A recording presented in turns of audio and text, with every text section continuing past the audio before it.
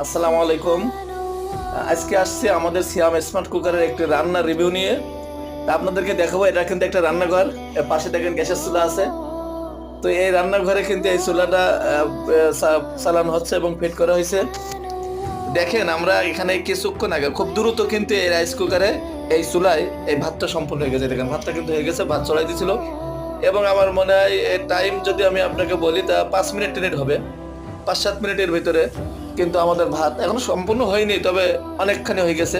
হয়তো 10 মিনিট লাগতে পারে বা 8-10 মিনিটের ভিতরে আশা করা যায় ভাত হয়ে যাবে। এই চুলোগুলো এরকম দ্রুত রান্না হয় এবং আপনি খুব সুন্দরভাবে দেখেন রান্না কিন্তু কমপ্লিট হয়ে গেছে। চুলো কিন্তু এখনো রানিংয়ে আছে, যেহেতু ভাত এখনো শেষ হয়নি, এখনো রানিং আছে, প্রায় শেষের পথে।